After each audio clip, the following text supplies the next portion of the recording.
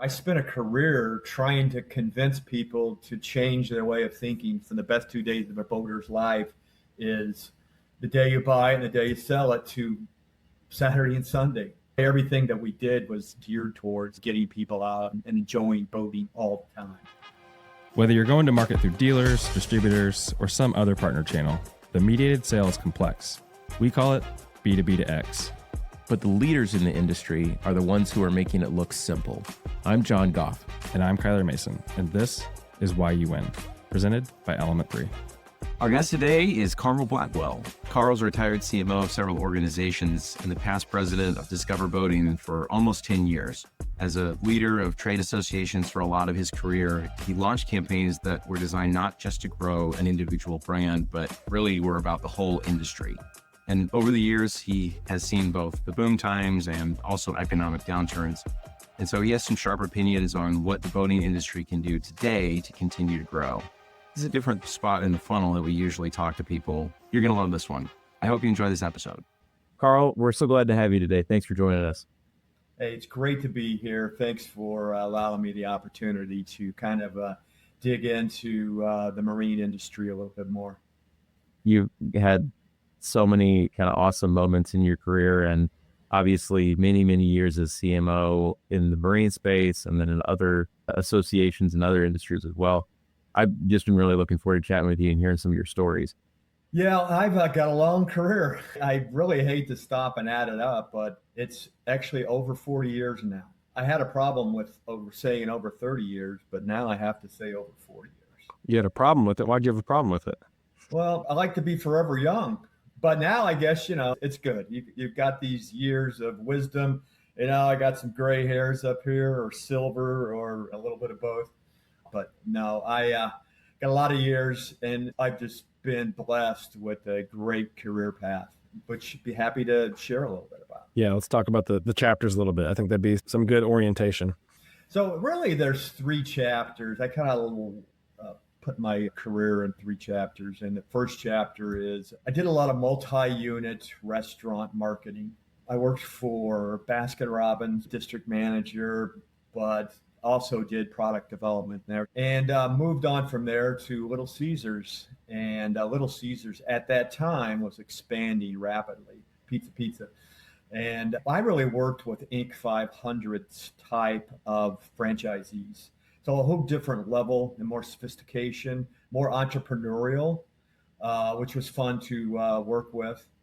Went to work with an ad agency for a little while, so I can really appreciate what you guys do and how challenging it is for what you guys do. And after that stint, I moved on to the Olive Garden, and that was probably the best multi-unit situation I found myself in. First of all, it was owned by General Mills at the time. They had a lot of money. They had a lot of success. They had a lot of volume, and they had, incredible profit margins, which afforded me at least to do a lot of marketing. So that was fun. And in that case, I worked with all company-owned units. So that was the easiest in regards to getting buy-in. She pretty much went in and said, we're going to do this. And the other stops, I had to really sort of sell my concepts to the franchisees. So all that set a great foundation for the rest of my career. And the second phase was still in the food industry. And I believe in taking bridge jobs. I wanted to bridge from food to brand. And I went to work for the association that represented the beef industry. Sounds crazy, but it was still food related.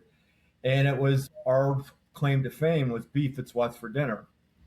And the funny thing was I ended up working on everything but that national ad campaign. I worked on new product development, food service sales, retail, pretty much everything but the national ad campaign. But it was a great experience for me. And I grew up on a small farm in southern Indiana. And one of the reasons I took it was because I wanted to give the farmers a voice. I wanted to see them be successful. And I had the opportunity to help them, get more value for their hard work. So I had a chance to run a national campaign, except the advertising, for Beef It's What's for Dinner. And that was industry funded. So that bridge job led me to the boating industry. I'm sitting here and I'm working in Chicago and not realizing that the world's largest boating trade association is about a half a mile from my front door. Boated a lot in southern Indiana, Lake Monroe, which you guys may be familiar with. And I'm like, wow, I can take my experience as an industry funded marketer and take that onto boating. So 6 interviews later and a whole summer and all kinds of psychological tests, they finally realized I was crazy enough to take the job, and I did. And what they really wanted me to do was to create the industry-wide campaign for boating. With that experience with Beef and Sweats for Dinner, and at the time that was a big deal. So I had the chance to, take a sort of a lateral move, but do it for the boating industry, which is something that, again, my roots goes back to the roots too, growing up. And so Discover Boating was my first challenge. And that's how I got into the boating industry. I could go into the beginnings of Discover Boating if you'd like to hear that. Yeah, we're going to pause for a second though, because where you've been so far has like so much to unpack in it already. Because even these first 2 chapters, from our perspective and what we think about a lot and talk about a lot, is this like manufacturer to the dealer to the consumer. That's like B2B2C model or B2B2X. If you're going to a business on the other end of that, your whole first chapter, really, from my perspective, is it's like right in the mix of that. It's multi-location thing, from the enterprise down to the retail unit, then into the customer. And one of the things you said about the corporate-owned stores versus the franchise stores has got to be like so much in the mix of that for you, right? Who can I tell what to do? What channels do I own versus which ones do I have to convince and sell and finagle and spiff and do all that kind of stuff to make them come along for the ride? One of my last chapters or verses in the chapter was with One Water Marine. They had all company-owned locations. So it was a little bit easier to work with those folks in that capacity, at least. So most of my work, though, the 20 some years before that, I was in, working with a lot of boat dealers, and that wasn't a company-owned store. You had to go in and sell those guys one at a time. They were very independent. They had their way of doing things. Most of them, though, were very appreciative of the input and advice. And they wanted to see the bigger picture, which we were able to bring that to them. Like, these are the reasons why we do what we do. And if you really take the time and stop and do that, it makes your life a little bit easier. Were there themes that came from that first chapter that just unlocked you in later years that maybe people around you didn't recognize or see because they hadn't been in that hand-to-hand world before? You had to be in the trenches with them. You had to earn their respect. You couldn't come in from a corporate world and come down and talk down to them. You had to belly up to the bar, if I could say that, with them, and rub elbows with them and work a few hours at a boat show. So that's something that really translated and that helped me make every person feel important, because they are important. And you have to genuinely feel that when you go in and work with these dealers. I mean, some of these dealers are very smart people. They're very smart business people that may not have the years of marketing expertise, but they're really good business people. I've learned a lot from those folks. So you have to go in and kind of earn their respect. Did you come on to start Discover Boating, or had that already started? There was a couple of grassroots efforts that happened before me. And when I came in, my job was to build a case for an industry-wide where everybody's going to pitch in and support this. And it took 2 whole years to kind of get it built. But first of all was get the buy-in. So I remember a big meeting. It was based in the suburbs of Chicago. And we brought in all the heavy hitters of the industry. We brought in some case studies, the RV industry, the beef industry, which I had some connections with, and one other industry, which I don't recall. And then we just built the case for the good of what happens when we all work together. There was no scale. There was no synergies there. Everybody was doing their own thing. And so we were missing that opportunity to build the brand of boating. And there were some other challenges, access to water, making sure that we set the marinas up for success and made their world a little bit easier, because if you couldn't get to the water, it didn't help boating.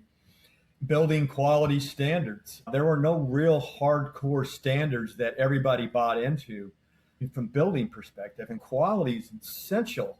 You could promote the heck out of a product, but if they get to the store, the restaurant, and they get an order and it's terrible, then all that money you've wasted is, just money down the drain. So the same really applied to the boating industry. You've got to build quality products. So those were some of the foundation cornerstones that we all pulled together at the same time.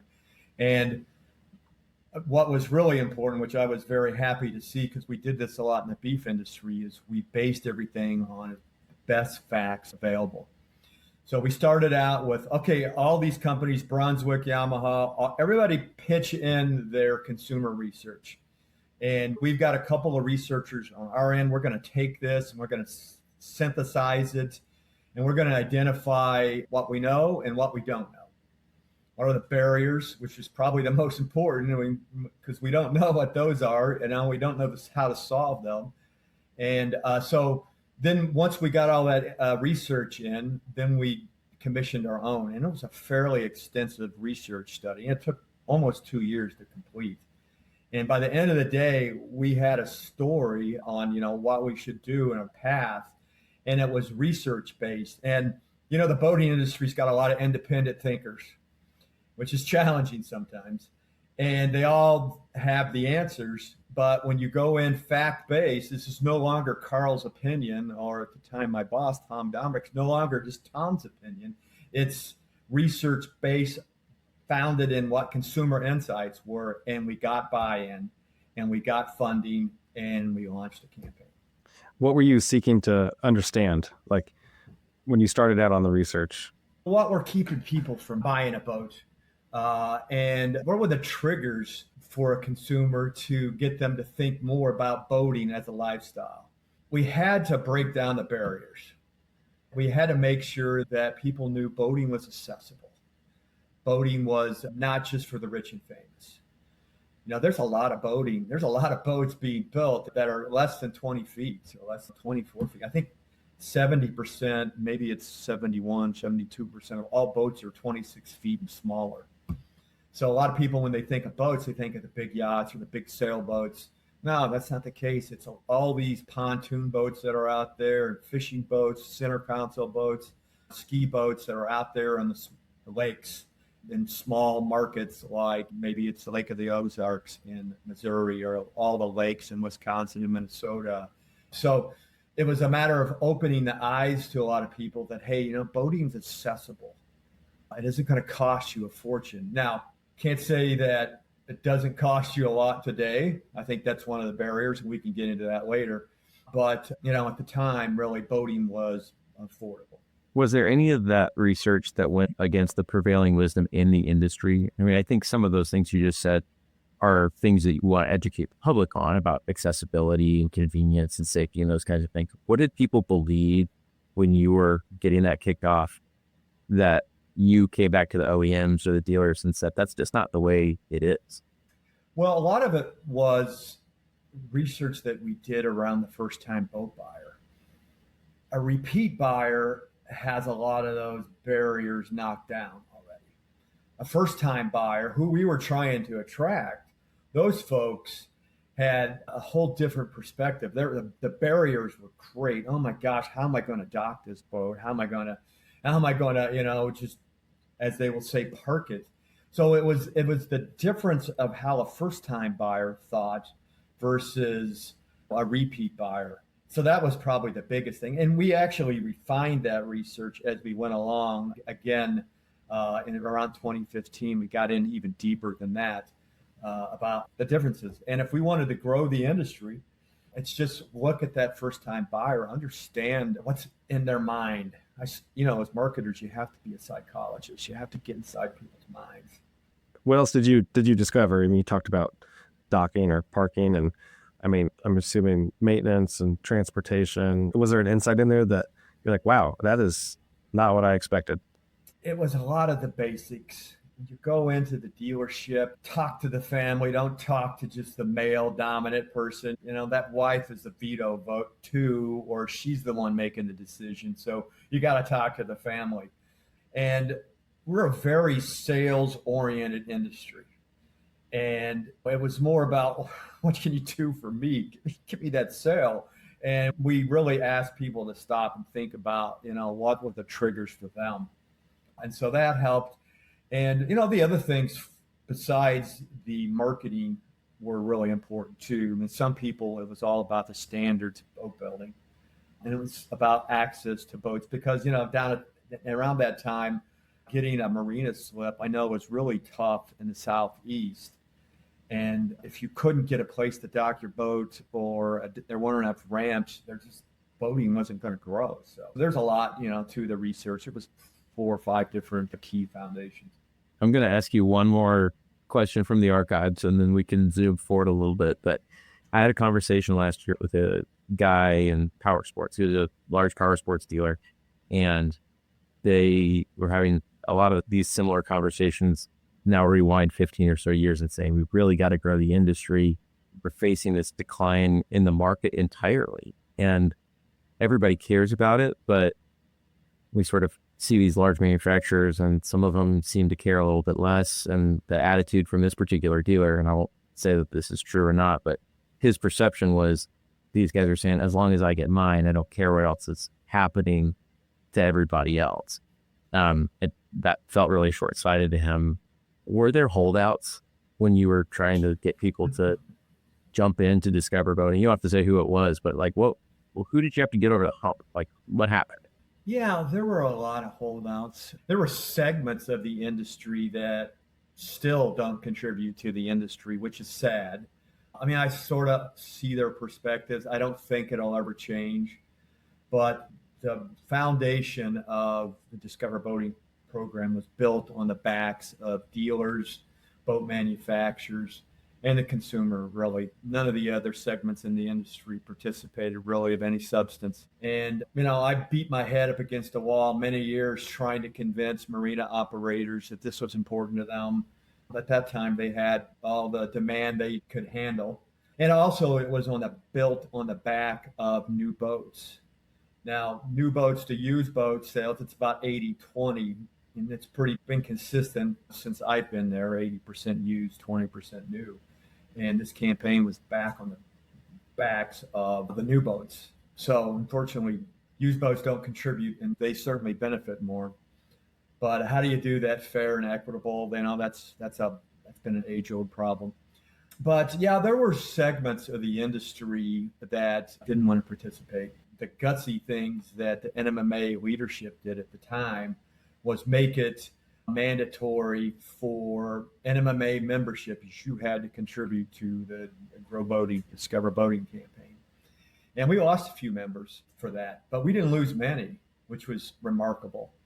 And that tip of the hat to the industry leaders who said, all right, guys, and the industry was not complete soft, but it wasn't roaring, but they wanted it to continue to grow when it started. So that added cost to everybody. And so there were a lot of center console manufacturers in parts of the country that didn't want to be a part of an association. They could do it on their own. They didn't see the need or the benefits to them personally. And why would I help the manufacturer down the road? So, there was a lot of holdouts there. It was hard to get the sailing industry to buy in at first, but they came around. The sailing industry represents about 3 to 5% of boats in the U.S. And I served on some boards in the sailing segment, and I saw the absolute benefit to them because they were going to get maybe 20% of the coverage of what we were going to be doing and paying 5%, of the way. So finally, they kind of came on reluctantly, but they put sailing first. So they tried their own Discover Sailing program, which didn't really get off the ground ever.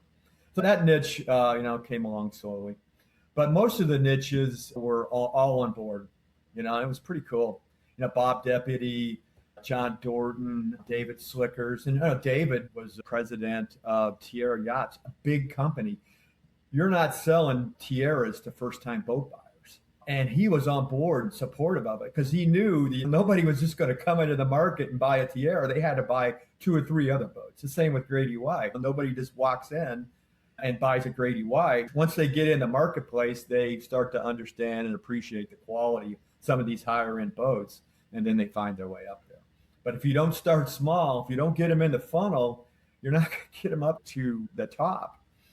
And there was another study that we did a little bit later on. We studied boat clubs and boat sharing. And we did that because that was a great way to sample. You asked me about some of the things I learned in restaurants and food service and food is sampling. Boat sharing and boat clubs allow that sampling opportunity. The hurdle's just not as high. I could get into boating and I can learn. I'm going to learn on probably a smaller boat, and they're going to teach me how to drive this boat. And, so that fear factor that comes with, and that was another learning, is there's a great amount of fear. That barrier is massive for a first-time boat buyer versus a repeat buyer. And so boat clubs really kind of helped, chip away at some of those barriers there. And I'm a big fan of boat clubs. And believe it or not, if they first came into the marketplace, there were boat shows that wouldn't allow them to display at their shows. There were manufacturers who wouldn't sell to a boat club, who were absolutely against it because they thought it was going to cannibalize their business. And one of the reasons we did the research studies to prove it was not going to cannibalize it, but it was going to add to it. And that research study came through. And I think it was a pretty big moment in the boat club world and kind of helped them get better, firmer grounding in our industry. One of the themes right there that you keep going back to is this idea of playing the long game, right? Whether it's the manufacturer who knows that they're the third in line, or any of them who know, who will believe that the boat club isn't actually going to eat their business. It's going to open up the top of the funnel more and more. I think there's an element certainly of faith, but also just a core marketing principle that if you're coming at it from the angle of a marketer, that the top of the funnel you just want it to be as wide as possible. And so even above the top of the funnel that the manufacturer is thinking of, your work in the association world and Discover Boating, it's really all about that. How do I make the pie absolutely as big as possible? And we had Cecil Cohn on the podcast a little while ago from Freedom Boat Club. He talked about the same things, right? This is an avenue in. It's also a scoff along the way for other boat owners, right? You could own a boat, sell your boat, join the boat club, experiment with them with other types and kinds, and then go back and be a buyer again. It's not nearly as linear as people think it is. Yeah, and that was one of the side benefits too. It's okay, when that person hits that age where they don't have the energy maybe to do it full time. You get into boat clubs, because you love boating. There's such passion about boating, and you get these people hooked in boating. They don't want to give it up, but eventually they're going to give it up. Maybe they get a lot of kids and they don't have time anymore, but they want to introduce their kids to that lifestyle. But yeah, that's the backstop. Why not get a fraction of that boater instead of losing them all out? Keep a fraction of it, keep some of that income in, because Freedom's going to buy a lot of boats. Carefree and some of these other clubs are buying a lot of boats. That's going to become, it probably already is, a big chunk of some manufacturers' businesses. So yes, you got a great point there.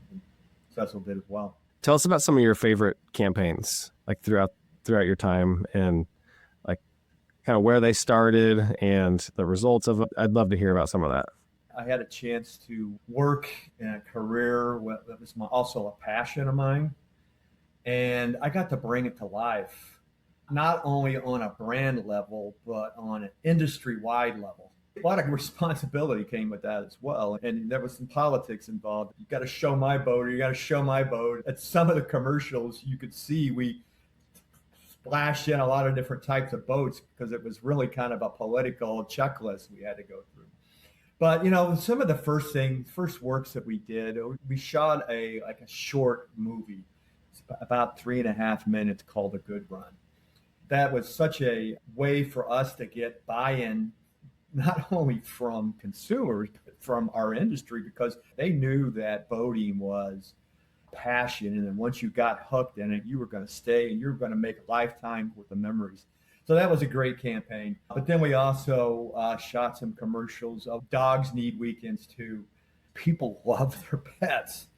And if you could put two and two together and just show, dogs having a lot of fun on boats, you're going to get the awareness. It ended up being probably one of our most favorite campaigns.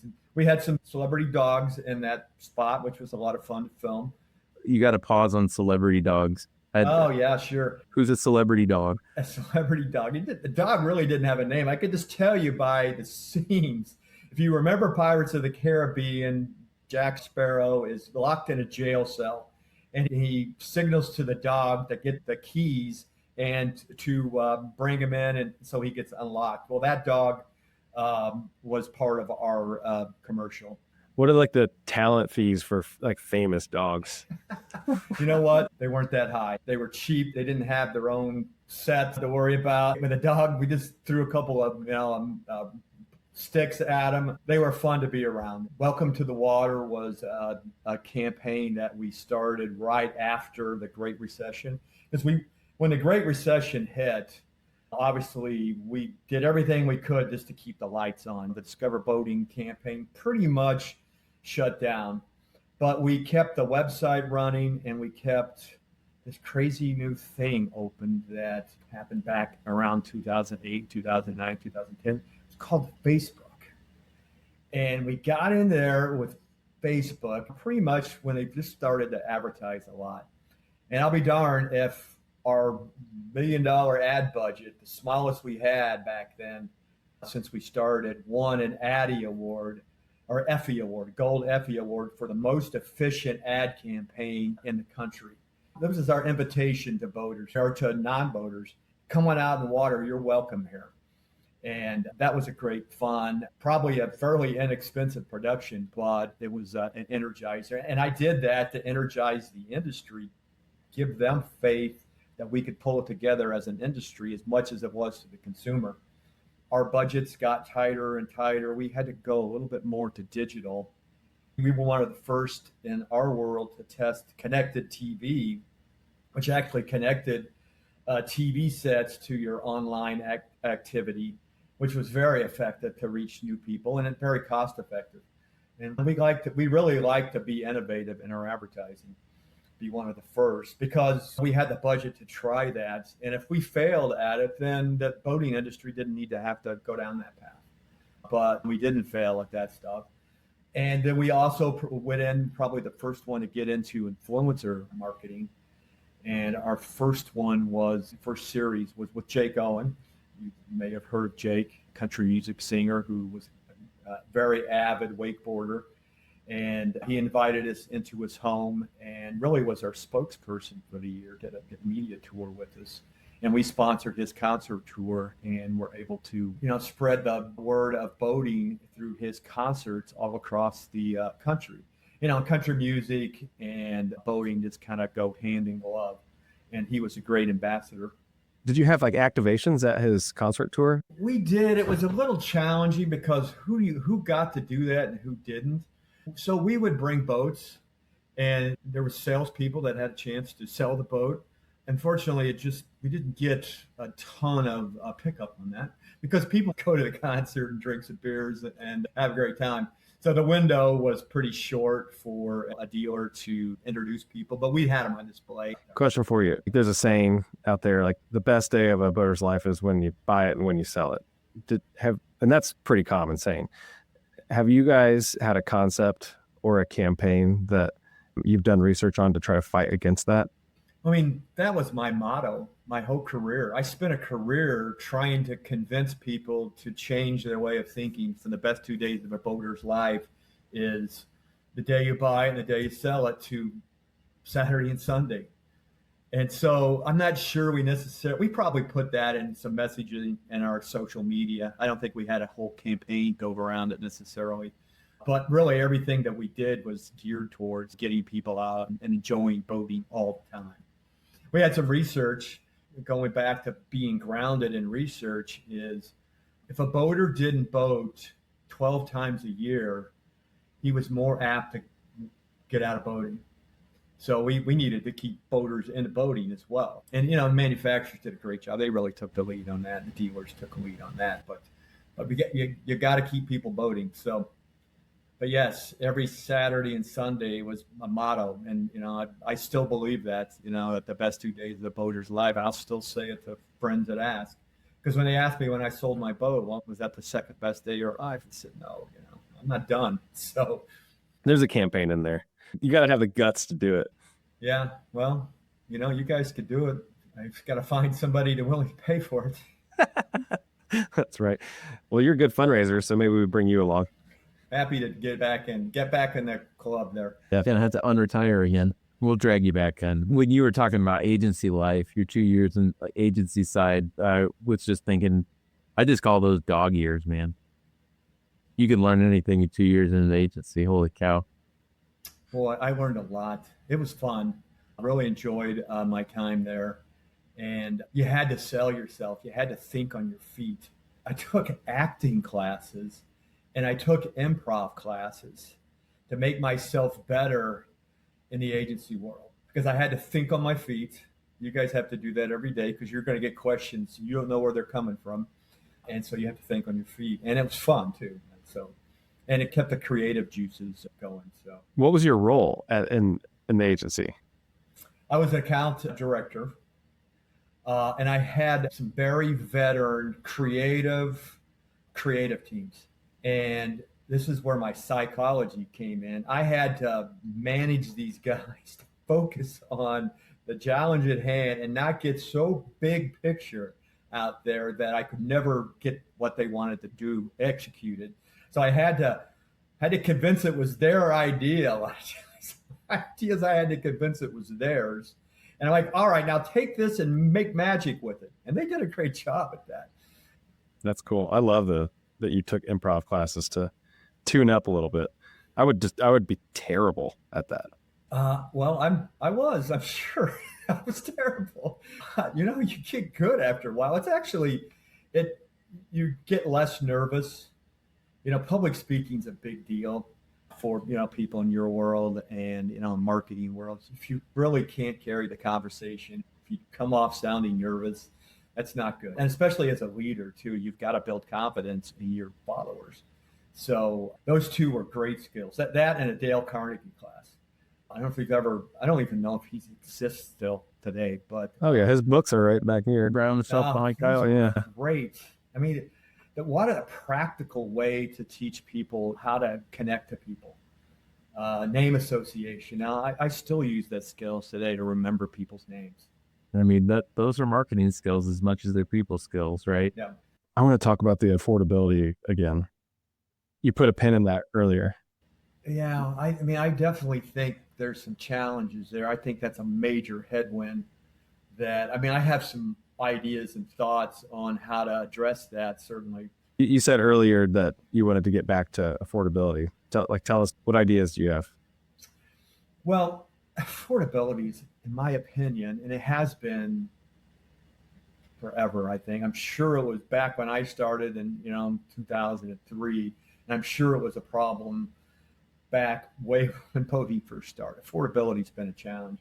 And if you compound the price increases that have, and it's not just about price, I'll get into that, but if you compound the increases that have happened year over year over year over year to the point where we add it up today, and we have got a product that's really not attainable. A new boat's not attainable to most people.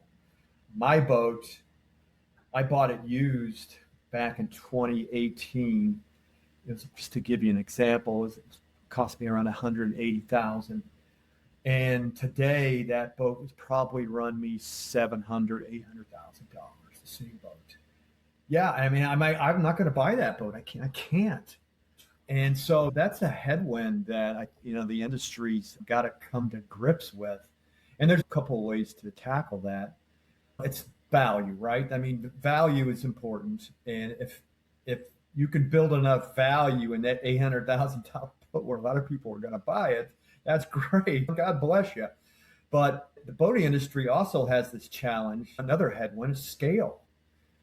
The number of new boats were down 10% last year. And that's following another 10%, 10% back to the COVID years where it did shoot up. And it just kind of pushed demand, forward a little better. So scale is a challenge.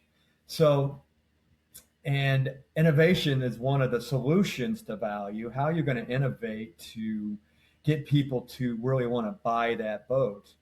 But you run across this challenge of scale to be able to pay for the R&D that's necessary for innovation. So there's a lot of challenges. You got an aging demographic. I think the average age of a boater is 60 now, and that's been increasing at least a half a year, the average. I know when I left NMMA before I started a few other jobs, it was 55, and now it's 60. It's not stopping it fast. It seems like it's growing faster. So that's a challenge. Scale is a challenge. We've got to have innovation in order to make this happen. What are we going to do to be the game changer? Because little bits of innovation every year are not going to be enough. Because I think boat builders are building some pretty cool boats today. There's a lot of hybrid boats or sort of the SUV boats that serve multiple purposes. Center console boats that also are family friendly. Really important if you're an angler, if you want the family to want to spend time with the family. You get them out on the boat and you can teach them fishing. So, but we've got a lot of little hits, and there's really cool design features that are nice. The sides of a boat that fold down, that kind of make up for the fact that now we've got a lot of outboard engines on the back of boats, where we used to have a lot of inboards. So that's taken some of the fun area, the fun zone away from a boat. So that, this is a little innovations to make that work. And I think that was a smart thing. It was a big affordability thing to convert to outboard engines. But that's not enough. And, now outboard engines are, getting more and more expensive every day. So we've got some challenges. And so you asked me about, some ideas to address that. I was in the boat monitoring business for a couple of years, and I thought they had a great service that was low cost. And so that's not the magic silver bullet that's going to turn things around, giving people more information about their boat.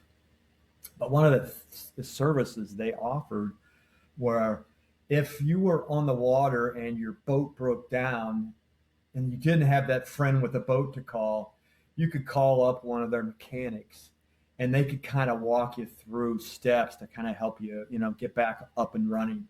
And that gave a consumer peace of mind. So I thought that was kind of cool to do. And then they even went a step further and never really got widely accepted yet, but they would tow you back in. So you could work with the towing companies and get you towed back in.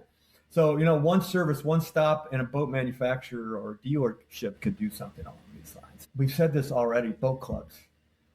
Boat clubs are a big solution for the industry because I like the sampling opportunity. And there's other concepts that are other than boat clubs. Certainly the boat sharing has a niche. There's fractional ownership. There's a lot of little things like that I think are going to grow and going to continue to grow. Maybe not fast enough, but that has got to continue to grow in order to get more people introduced to boating. And that's a way to cut your costs down. I know what I spent a year on my boat, and it's going to be a fraction of what I'm going to spend the boat club. So you've got to find ways to get the introductory costs down. Here's a really crazy idea, and my friends at Discover Boating might not be fans of this, but the industry needs to come together, and all of these smaller companies don't have the R&D dollars to make giant steps, breakthroughs. I don't know what these breakthroughs are. If I did, I'd probably be back into the end working again. But if they were to take a pool of dollars and put it towards R&D, that helped macro problems, not micro problems, because brands are going to do that on their own. But if there were macro problems like solving how to make hulls less expensive or whatever else the problem might be, if the industry would come together with solutions like that and then share it with everybody. There's got to be some things out there that the industry could do together, just like marketing challenge, and just like water access. So R&D and innovation could be an area. So if there's things like that could be done, I'd love to sit on a brainstorming session to see what that might be. But that could be a way to tackle some of this value affordability, because we got a problem and it has to be addressed. We're going to see 10% losses for a while. Now, the good news is that there's a lot of lakefront properties out there, and there's bigger and badder marinas out there, and people love fishing. And you're not going to keep people off the water fishing, whether it's saltwater or freshwater. You're not going to keep them off a pontoon boat if you have a lakefront house. You're not going to keep them from wakeboarding or sailing. So fortunately, we've got that going for us. But how can we get more people introduced to that? And, and marketing certainly is one of the tactics we can use. There's a theme for this then, Carl. What I'm hearing is that there's a belief about what the industry should do for you, what the brands do for themselves, where my competitive advantage comes from, right? Like, do I know something that the guy down the street doesn't know? And that's where I'm going to get my edge, my angle. It's about quality or about production time or about a particular thing, technology that I have that they don't. Or you could have made the same argument for like an advertising technology. You mentioned connected TV earlier, right? Like the industry went out and figured out if like, is it going to work for us? Yeah, it is. And if one guy thought that was their big competitive advantage, I could see how he might be a little frustrated that now you're giving away a secret. And I think that's probably why it wouldn't work. Like I said, it's out there concept. And I don't know what those problems are today. I wish I could think of them. But if there were things that the industry could solve, assign the industry association to do that, start an R&D team for the industry. But as the consolidation of the industry starts to become more and more of a factor, these guys have the scale to develop. So that's probably why it'll never happen. I think that you're onto something because, we were down at the boat show a couple of weeks ago, and there was a panel from the NMA at the Neptune Awards where you had CMOs from several of the big manufacturers up on the stage talking together about the panel that they've been working on for the last year and the kind of research that they're doing together and the very loud, opinionated voices that are in that room together. But also, they're publishing. They are confronted with this really real problem. And I don't think they're shying away from figuring out how to work on at least part of it together. Then they go back to their day job on Monday and they have to compete against each other. But, that's the gig. Well, and if you think about the Discover Boating team reappointed a advisory group, and it's very qualified people. They do marketing for a lot of big companies. And what I really love, I probably wouldn't have liked it when I was there, but I really love that they had a CFO on there, because I had a lot of arguments with our CFO, but he made me accountable. And so I think it's one of the smartest things they could do is put a CFO on a marketing committee. And I'm sure there'll be some back and forth, but that actually gives the staff and the campaign some accountability. I love also that they created a set of measures, I should say, and they're going to measure the campaign. And that's important. And it's important to have those stakeholders that are really smart and influential in the industry to give you ground cover as staff. That was one of the most important things that a board could offer me is, all right, guys, we're going to decide this is a great idea. This is a big move. It's not going to be super popular. I'm going to need ground cover here because I'm a staffer. I need ground cover from the industry, and the group that's in there I know are willing to do stuff like that. So that would be really important for them to do. Now, I think their challenge will be top of the funnel is expensive. We talked about some of these funding challenges a little earlier. It's expensive.